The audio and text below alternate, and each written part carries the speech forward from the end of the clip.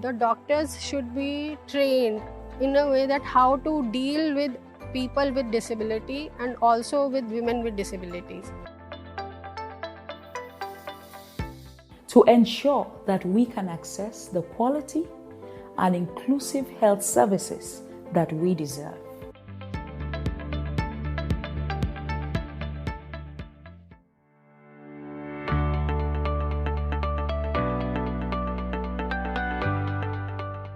Hi, this is Carine Weiss and welcome to the Medicus Mundi Switzerland Health for All podcast. And today we talk with José Viera. He's Chief Executive Officer at the World Blind Union since 2018 and is permanent representative of the stakeholder group of persons with disabilities for sustainable development at the UN and passionate about human rights for persons living with a disability. We will be talking not only about José's life, but also about the persistent issue of stigma and discrimination of people living with a disability, especially with regards to accessing healthcare services. José, thanks for being my guest at the Medicus Mundi Switzerland Health for All podcast today. Welcome to this episode. Thank you, Carine, for having me with you today. You have a remarkable life journey behind you, and today you are the CEO of the World Blind Union, which is a global organization representing the estimated 353 million persons who are blind or partially sighted worldwide. You are one of them. How is life for you as a blind person?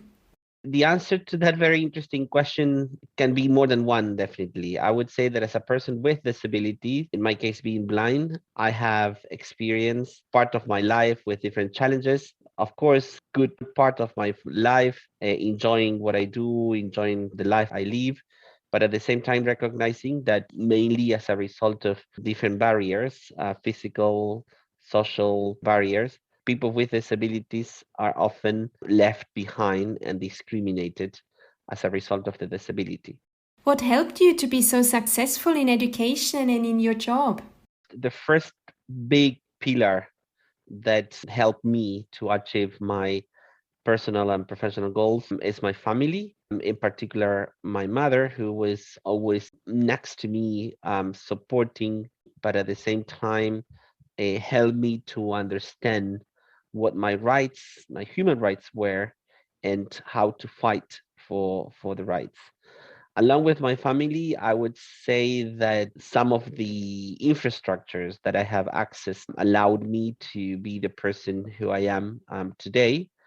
But I always like to emphasize that my personal experience may not necessarily be the case for most of the people with disabilities. In my personal life, I think a combination of a strong family, a family with a deep conviction of the most important thing for a person, and that is to choose the life we want to live, along with some resources available from the outside world, allow me to be the person who I am today. You are the CEO of the World Blind Union. What does the World Blind Union stand for? The World Blind Union, better known as WBU, is a union of more than 350 blind organizations around the world. You know that the disability movement in general, and in particularly the blind movement, have been always organized around organizations of persons with disabilities. Persons who believed that the best way of securing the full inclusion of persons with disabilities was actually to create a space where persons with similar needs can get together and fight for the rights. So one of the most interesting component of the disability rights movement in general is this bottom to top approach, meaning a lot of organizations of persons with disabilities around the world are working and actually providing services that governments don't usually provide to persons with disabilities, and at the same time doing it from a human rights perspective, meaning putting the person with disabilities always at the center of the action.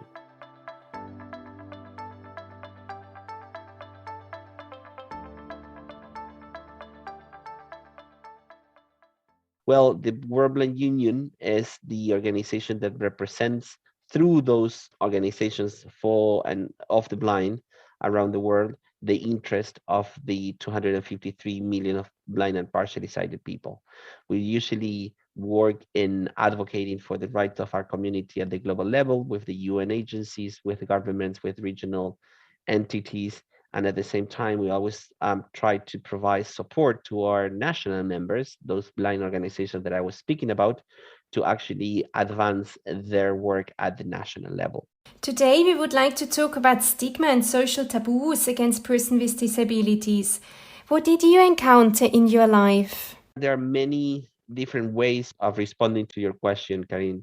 We have to recognize that there are a lot of social taboos about persons with disabilities, right from the perception that many people in society have about persons with disabilities, either when they perceive person with disabilities as a person with less abilities to do something, to perform a task, or when they perceive person with disabilities as heroes that can do more or less everything. That is the first social negative attitude that we should change. Persons with disabilities are as anybody else in the society, meaning with chances to do what they can do based on personalities. But the important thing here is to recognize the diversity of the human beings. That means that no one is more or less capable of performing a task, because that basically take us to kind of like a bar, like a rule that you have to follow. So if you don't meet that rule, if you cannot be as people tell you you should be, you are less capable and therefore you are discriminated. And on the other hand, if we recognize how diverse we are, we will then understand that everyone can bring to the society different elements that will actually strengthen the society as such.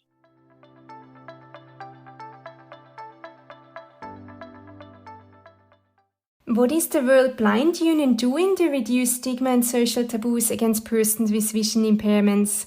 Can you give us an example? As we are a global organization, we try to advocate, I would say, to kind of work on the preconditions that need to happen for what we were discussing before. So through training, through awareness raising campaigns, through sharing information with our members, we try to promote the right of persons with disabilities in general, and in particular for blind and partially sighted people.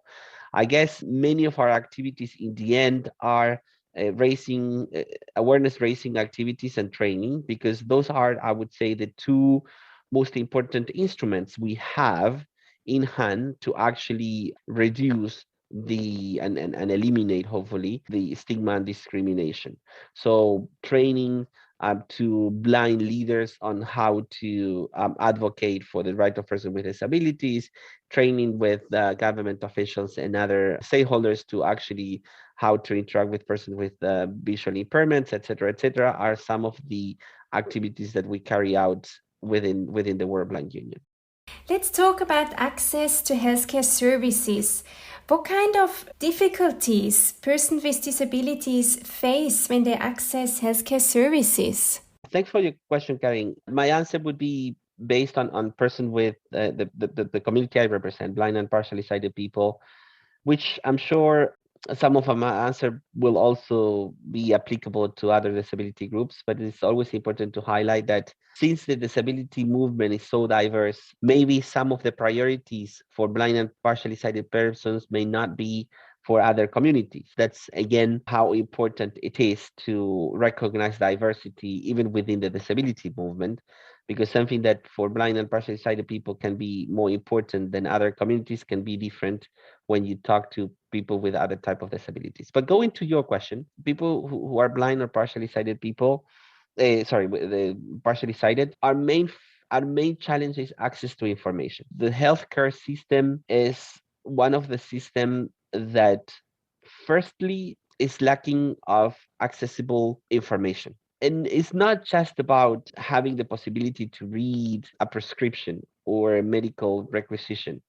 When we talk about access to information, and we have the best experience within the COVID pandemic, is the lack of accessible resources that many organizations in the field of healthcare have not taken in consideration when planning their programs, including persons with disabilities.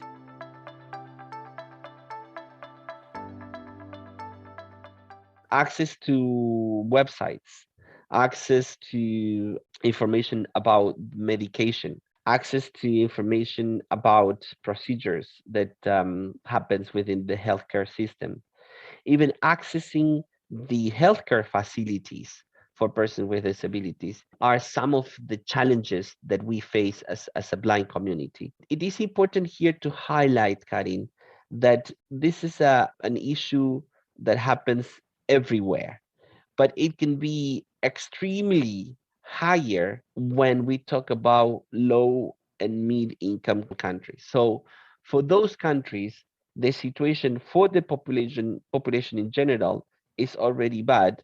Imagine when we talk about persons with disabilities, the situation it gets even worse. So I think that's an important element to consider.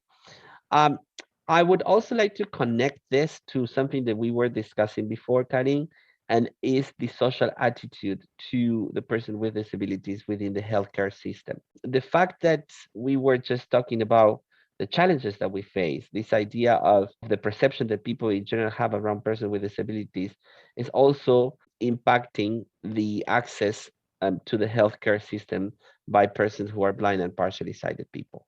As you mentioned before, there is not only the issue of access to healthcare, but also the issue of being received by healthcare staff. Often, healthcare staff is not trained well enough to receive people with disabilities and show behavior of stigmatization or discrimination. What is the impact of such behavior of persons living with disabilities? The impact is unbelievable. Even like either way, when we work according to disability rights perspective, the impact is really positive and great. And you can see that there are many examples around the world where the healthcare providers, along with persons with disabilities, their representative organizations, their communities have organized together and ensuring the highest standard of participation by persons with disabilities. They have reached excellent standards of healthcare services.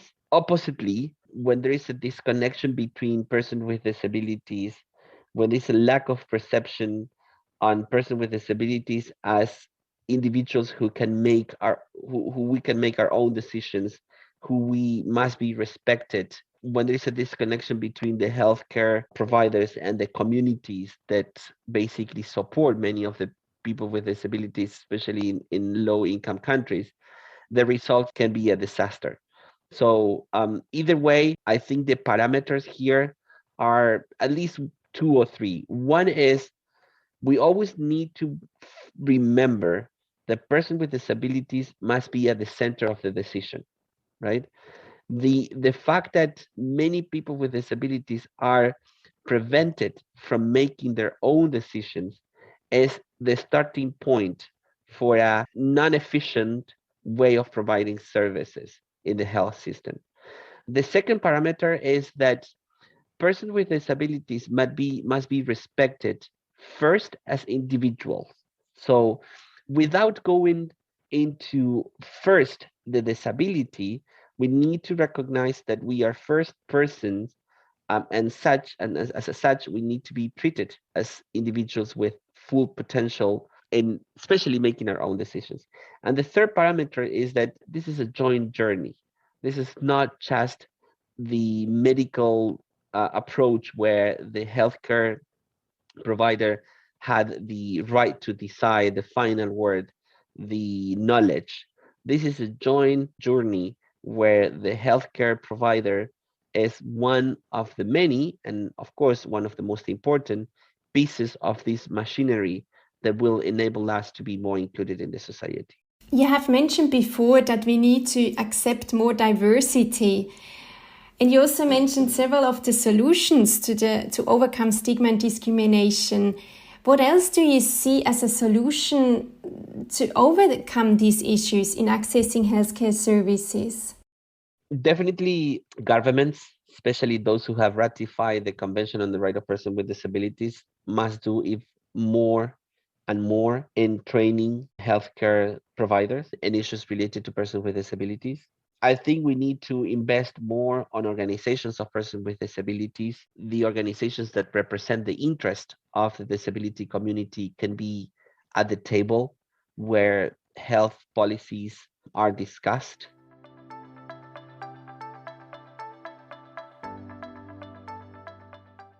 Another big element, and I think this is exactly what we are doing today, Karin, is actually to promote and to do whatever we can do in order to let the society know what the issues of persons with disabilities are. So this activity of raising awareness is definitely a very important one. And last but not least, I would say more funding, more financial and technical resources towards inclusive healthcare system will enable persons with disabilities to be more included in the society. Let's talk about multiple intersecting forms of discrimination because they are more and more common. What exactly does this mean for persons with disabilities? As I was saying before, the key word of the disability movement is diversity. And in that context, persons with disabilities are also women, member of the LGBTIQ group, migrants, refugees, displaced people, people living in the rural area, people who are young, children, adults.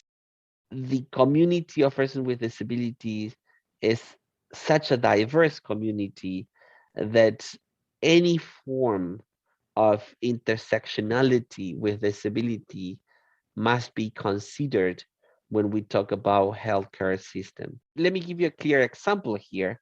The fact that as a person who is blind sometimes faces a lot of discrimination, this can get even worse if that person is a woman, or is a woman who is indigenous, or is a woman who lives in the rural area. From making programs that are exclusively oriented to some specific groups, inclusive of persons with disabilities, we are working on this intersectionality perspective. So if we ensure that sexual and reproductive rights training are inclusive of persons with disabilities through making information accessible or reading material accessible, we are definitely covering different fronts and ensuring that the intersectionality perspective is guaranteed. And how can we raise the awareness of intersectionality?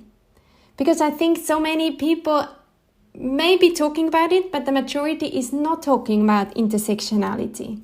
The answer to your question, Karine, is bringing organization of persons with disabilities to the center of the discussion. If there is something that allowed us to be where we are at as a global community of persons with disabilities, is the fact that we realized long time ago the important role that organization of persons with disabilities can play in advancing our rights. On the other hand, the areas where we see a clear lack of advancing this human right agenda is somehow highly connected to the lack of participation of persons with disabilities.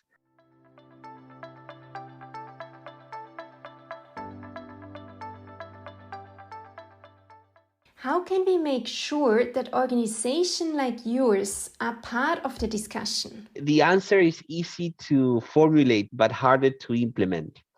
Is to incorporate in any of our decisions the principle of participation, the guiding principle of participation. It's key to advance this discussion. And what does that mean in practical? Well, it means that if I am in a little town and I am the public health authority, and I'm going to discuss the new program for persons with disabilities and the healthcare system, the guiding principle for that discussion is to ensure that I contact organization of persons with disabilities, and we bring them on board, and this is also important, and we facilitate the participation of persons with disabilities, right? And what do I mean by facilitating? Well, ensuring that if I have a meeting on healthcare systems and I invite people with disabilities, accessibility measures are in place. There's no way that we can participate as blind people if we are going to discuss a topic that is presented through a PowerPoint presentation with no description, and where other people who can see have more advantages in from reading those PowerPoint presentations and making proposals compared to persons who are blind, and because of the lack of accessible PowerPoint presentations, we cannot comment on the proposal during the conversation. So this is a very, very small but important first step to ensure that we can achieve a more inclusive and accessible healthcare system. José, if you had one sentence, what message would you like to convey? If we want to be successful in the long term and if we want to be sustainable, societies should recognize diversity. And by recognizing diversity, we will recognize that we are equal and that all can contribute to a society. It's just a matter of how we will ensure that we are all equally treated. And the best way of doing that is by not looking too much on the person with disability, but rather on the barriers around the person with disabilities preventing us to participate. Let's work on the barriers. If we break those barriers, if we modify the environment, we, persons with disabilities, have a lot to contribute to the society. Thank you so much for this invaluable insight into your work. I wish you a lot of success with your future endeavors. Thank you so much, Carine. It has been such a pleasure. Thanks for being interested in our topics, and very much looking forward to continue the conversation.